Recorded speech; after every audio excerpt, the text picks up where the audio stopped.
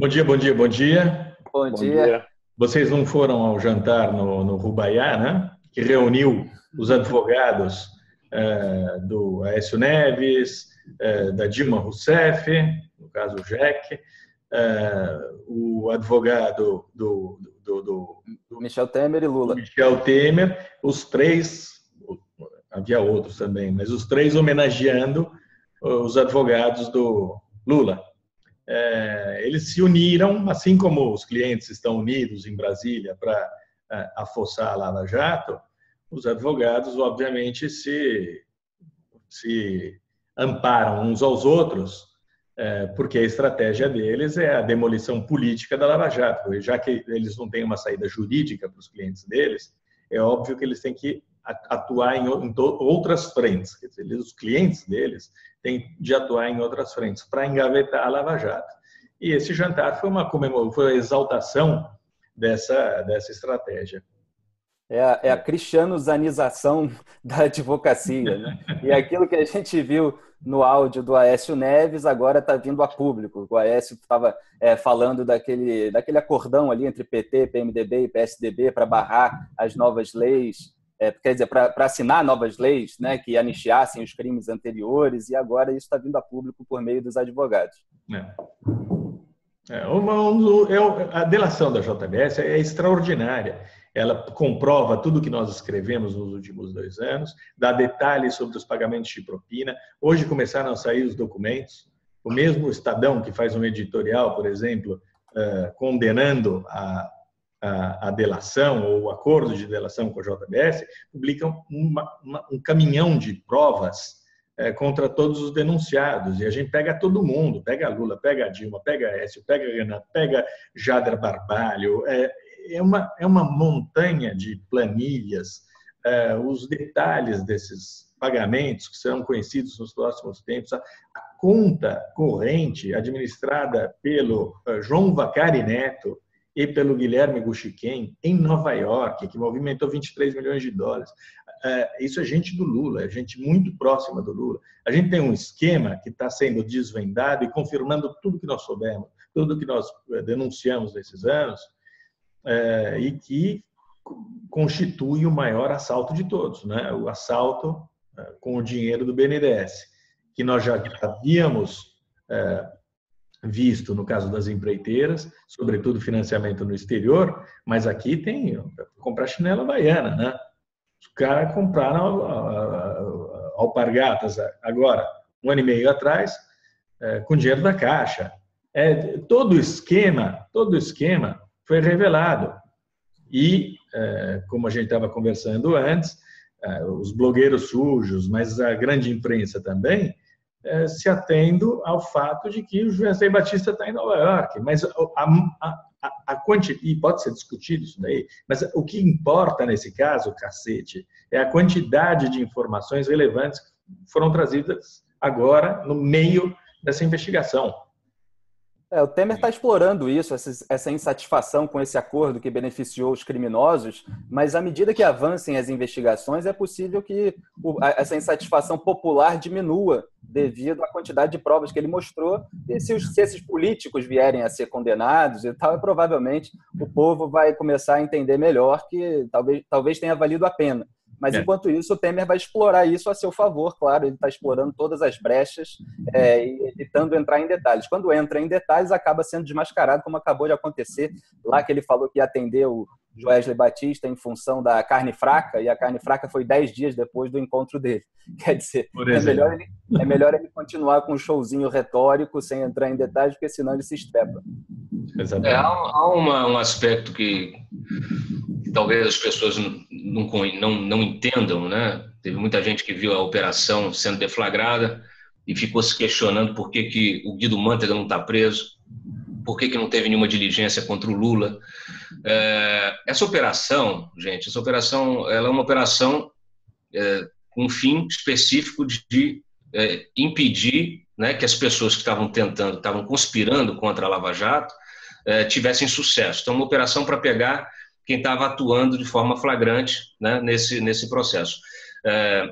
O que virá de operações decorrentes dessas investigações né? Porque o Guido Mantega já está fora, o Guido Mantega não está, né? O Guido Mantega é o grande operador do esquema no BNDES, a serviço do Lula, mas ele não estava obstruindo a Lava Jato, né? Não estava, nesse momento, obstruindo a Lava Jato, não estava trabalhando nessa função, né? Nessa atividade. Ou não foi gravado pelo Joesley Batista. Como é o caso do Temer, a gravação, essa atuação do Joesley, ela é muito específica para pegar justamente quem estava trabalhando para bloquear, né? Para impedir uma delação, que é obstruir a justiça, né? É o procurador, é o Temer, é o Aécio, enfim, todo esse pessoal que foi alvo dessa operação estava trabalhando nesse sentido. Virão outras, e tem que vir, afinal de contas, esse grande esquema, o que está por trás, o que está na base desse negócio todo da JBS é o grande assalto ao BNDES e que tem Lula como o comandante máximo disso aí. Então, agora, a cara de pau, né, do Temer é impressionante, né? Porque no discurso que ele fez, no texto que ele escreveu, ele sim trabalha até tarde da noite, recebendo todo tipo de gente, intelectuais, jornalistas, empresários, inclusive como ele podia imaginar que o empresário daquele porte pudesse estar envolvido num esquema, né? Porque nunca um grande empresário brasileiro esteve envolvido num grande esquema, né? O Marcelo Debrecht não está preso, né? Os caras da OAS também não foram pegos, né? Não, pois é, recebendo clandestinamente. Agora, eu me pergunto o seguinte, a palavra clandestino também é curioso, né? Porque assim, a gravação clandestina num encontro clandestino. A propósito do oficial, né, Mário? Se a gravação é clandestina no encontro clandestino, é tudo oficial. Exato, é tudo oficial, exatamente. A propósito de documentos, o Joesley... Menos com menos dá mais, né? O Joesley deu a planilha de telefonemas feitos e recebidos e ele demonstrou que 15 minutos antes da reunião clandestina com o Michel Temer, ele estava conversando com o assessor do Michel Temer, Rocha Loures, que foi preso, foi pego, flagrado, filmado, recebendo uma mala de dinheiro 2 semanas depois. Então, isso 15 minutos antes da reunião com o Michel Temer. É interessante que esse encontro, depois a gente vai tentar colocar isso de forma didática aí no site, mas esse encontro ele aconteceu numa semana importante dentro do contexto do Cunha, né? Você teve uma série de articulações do Cunha para tentar pressionar o Palácio do Planalto. Você teve aquelas perguntas que ele mandou para o Temer. Isso tudo foi assim, um dia após o outro. E depois dessa... Sem contar, Cláudio, Lúcio Funaro também, né? Lúcio Funaro. Aí depois disso teve, depois desse encontro, se você olhar as matérias da imprensa anteriores ao encontro, eram todas em cima dessa pressão que o Temer estava sofrendo do Cunha. E depois do encontro, há uma série de acertos, há inclusive a nomeação do Marum, há uma série de gestos ali de colocação de pessoas do Cunha em determinados postos do governo. A gente nunca pode esquecer que assim, a estrutura inteira, né, Cunha e Temer, são a mesma coisa, é o mesmo grupo originário do PMDB da Câmara, o cara de assuntos jurídicos ali, o sub de assuntos jurídicos do Temer é um advogado que advogou para o Cunha também, né? A gente, inclusive, quando ele foi nomeado, denunciamos várias vezes, é um cara, inclusive, que tem assento no CNMP, né? Se eu não me engano, CNMP ou CNJ, a gente já denunciou tanta coisa que a gente até esquece. Mas essa semana é muito referencial, é muito importante para se entender essa conversa. O contexto em que se deu a conversa. Claro. O Cunha estava no bastidor ali, trabalhando de forma muito intensa para tentar escapar, para tentar sair e cobrando a atuação do Temer nisso.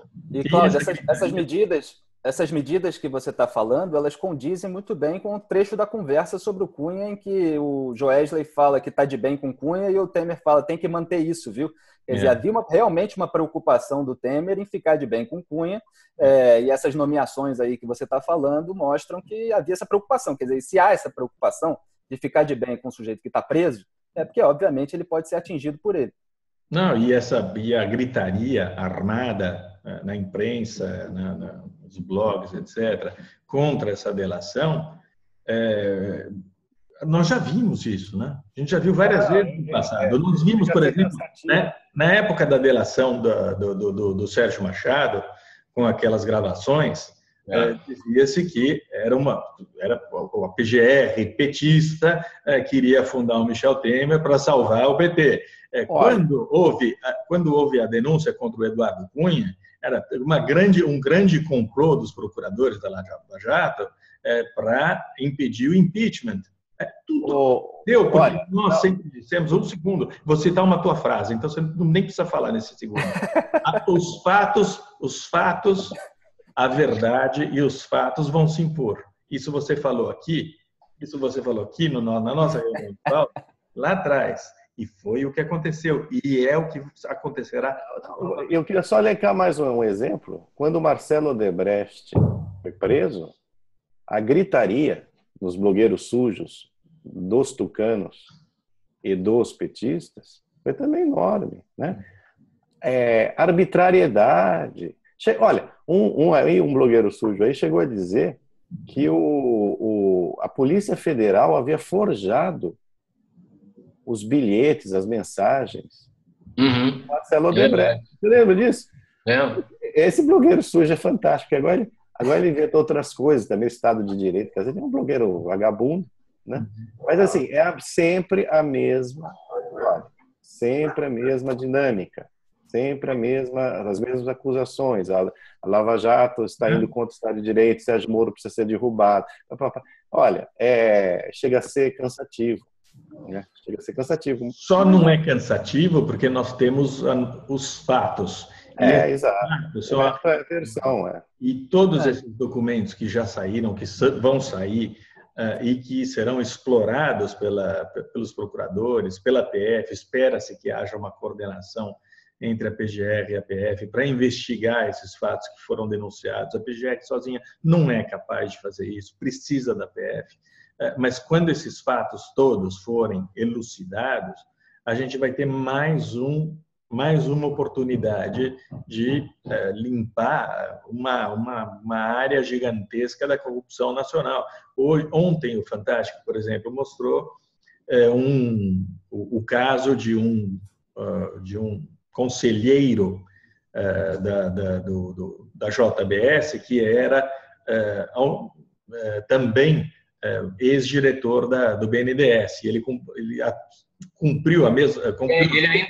Ele ainda era diretor. Exatamente. Porque isso aí é a política que foi instituída pelo Lula, que como o BNDES, boa parte desses bilhões, desses 8 bilhões de 2007 e 2010 foram liberados para a JBS, para a JF,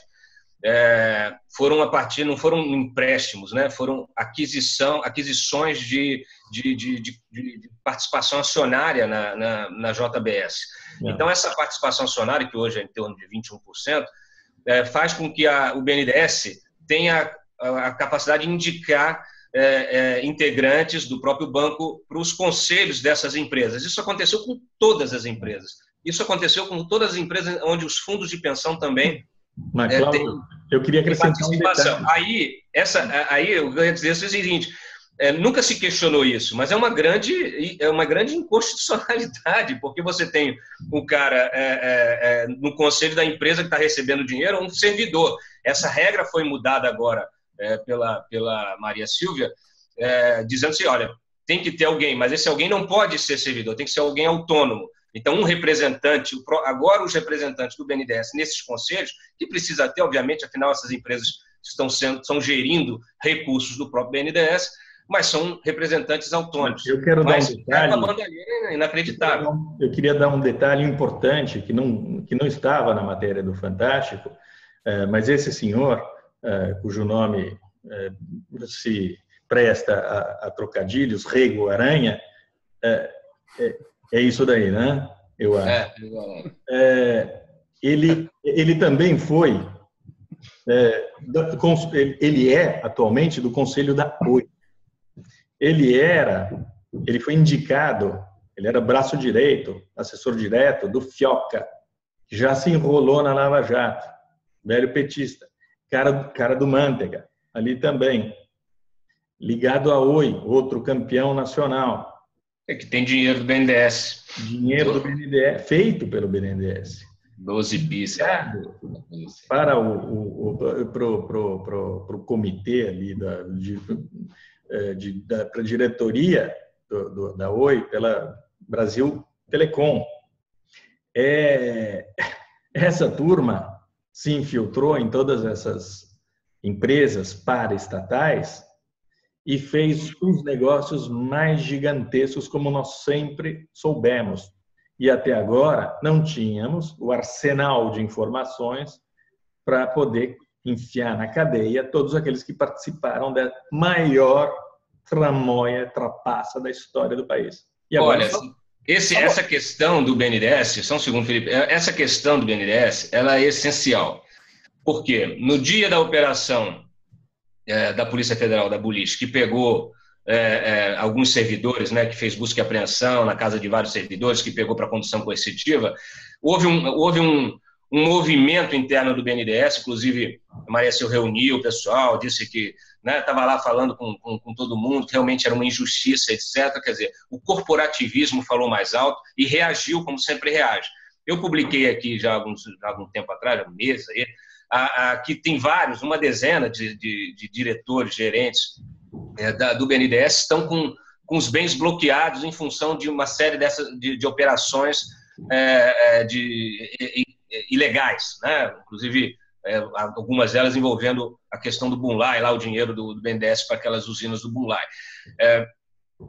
Isso é uma face desse funcionalismo que precisa ser investigada, porque ninguém faz isso sem a participação desses funcionários que davam o aval, que faziam a análise técnica e que diziam que estava tudo bem, das garantias que estava tudo certo e permitiam uma liberação de um empréstimo de 1 bilhão em 23 dias, um negócio que levava 7 meses, como o Fantástico bem destacou ontem. Então, é impressionante, né? Você vai ter realmente muita gente reagindo a isso, o BNDES querendo se blindar para não ser devassado, e a Lava Jato tem que devassar, tem que investigar essa gente toda, a gente cooptada, a gente que participou do crime. Só unindo aí as duas conversas, que o Diogo estava falando aí das narrativas que sempre surgem para desqualificar as delações, né? E isso na internet ainda se potencializa imensamente a ponto das pessoas acreditarem que é uma armação do Lula para derrubar o Michel Temer, sendo que é uma delação que revela os bilhões liberados pelo BNDES no governo do PT e ainda 150 milhões de dólares, né, ou de reais, agora não me lembro. Dólares, numa conta no exterior para a campanha do Lula e da Dilma. Quer dizer, como é que é uma armação dele? É óbvio que ele vai explorar isso politicamente para pedir as diretas já. Ontem houve os protestos petistas, que foram mais um fracasso, para tentar fugir para o Palácio do Planalto antes de ser condenado em segunda instância e considerado inelegível, mas isso não quer dizer que ele arquitetou. É óbvio que para o Lula foi um alívio, depois de uma semana como a anterior, em que todas as notícias do Renato Duque em diante eram só sobre o Lula. Claro que depois dividiu as atenções. Depois do desastre que foi o interrogatório dele ao Sérgio Moro, ele em vias de ser condenado pela Lava Jato em Curitiba, é óbvio que foi um alívio, envolvendo outros políticos, mas nada disso, como o Michel Temer e o Aécio Neves. Mas como sempre ocorreu na Lava Jato, as notícias se alternam de criminoso para criminoso, vai voltar para criminoso mais porque isso é isso que eu ia dizer, porque isso não é só notícia. E há processos, há inquéritos, os processos e os inquéritos, independentemente das notícias, continuam andando, né? E continuarão andando. Agora, o que eu acho fantástico é que fica assim, não pode tirar o Temer porque isso abala o país. Não, o país é o seguinte, a coisa já está precificada. o país vai continuar andando normalmente. Era o mesmo tipo de argumento em relação a Dilma. Não, a saída da Dilma vai causar um abalo financeiro. Como abalo financeiro e econômico já tinha abalado, já estava abalado. E a continuidade é que abalaria, né? A coisa do Temer é só seguir a Constituição. Está ali, ó. Põe o presidente da Câmara no lugar do presidente da República, tira 30 dias, convoca seleção indireta e pronto, temos um presidente tampão até 2018. E aí eu espero que não seja eleito justamente um cara que possa vir a ser pego outra vez pela Lava Jato. É preciso ter algum bom senso dessa gente. Quem está apostando na crise, só para terminar meu raciocínio, quem está apostando na crise é quem está querendo que o Temer continue. Porque com o Temer no poder, ele não fará mais reforma nenhuma. Ele é um presidente que perdeu a pouca força que ele tinha. E a plataforma perfeita para o retorno do PT também. Exatamente. Apostar na crise é apostar ou proclamar que o Temer deve continuar, que a gente deve fazer vistas grossas para a gravação, para a delação da JBS e por assim vai. E quem fala isso não é que queira proteger o Lula, quem fala isso quer proteger todos os políticos, inclusive deles, né? O pano de fundo é sempre esse, a Lava Jato contra a delinquência. Esse discurso petista, Felipe, é tão contraditório, né? Porque eles defendem diretas que precisa ter aprovação do Congresso numa PEC, né? Precisa ter uma emenda constitucional para aprovar esse tipo de coisa. Então, o Congresso, para eleger indiretamente um presidente tampão, é ilegítimo. É isso que eles dizem. Mas para aprovar a PEC, para mudar a Constituição, é legítimo, né? Então, assim, é uma grande fanfarronice, como gosta de dizer o Temer. E os presidentes passam, a Constituição fica, né? Tem que sair talvez mudar a Constituição seja mais grave ainda. Não tem mistério, e vai vir um tampão que não vai ser o ideal também, e aí vai vir em 2018 outro que também não vai ser o ideal. Nunca vai ser o ideal. Isso aqui é um processo doloroso, é um processo complicadíssimo. Ninguém vai ter uma solução amanhã para nada disso. Eu tenho uma solução de mandato tampão, que é o Pedro Parente, que eu acho que é o melhor nome identificado a essa limpeza que foi feita da corrupção petista na Lava Jato e na economia, que contaminou a economia inteira. Ele fez a limpeza, ele é um nome limpo, identificado com esse governo, identificado com os tucanos, ele tem trânsito nos vários partidos. Eu acho que ele pode ser um nome plausível para fazer essa travessia.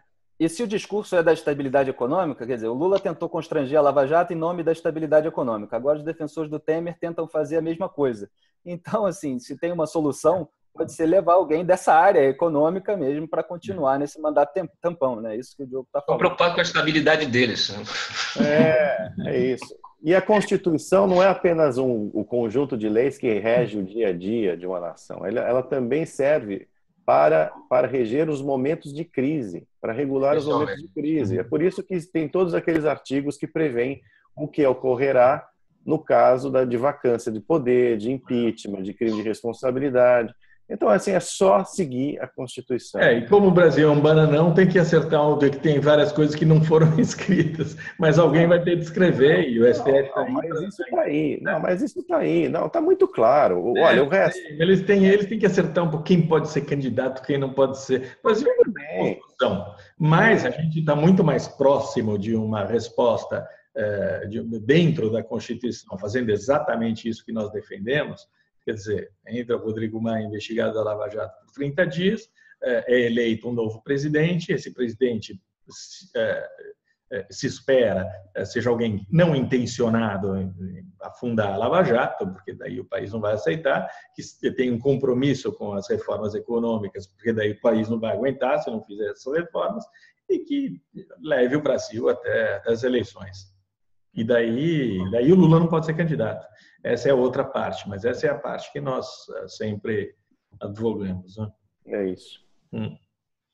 Como todos esses problemas envolvem questões morais, criminais, políticas, exploração de uma questão política, de um erro do adversário, eu acho que as pessoas têm muita dificuldade em entrar dentro dessa complexidade e ir organizando, que é o que a gente tenta fazer aqui, né? Porque na internet, pelo menos, tem muito ladismo, muito binarismo. Se o PT fala mal do Temer, então as pessoas querem defender o Temer também, acabam sendo um revolucionário do avesso, né? Igual aquele pessoal da PM.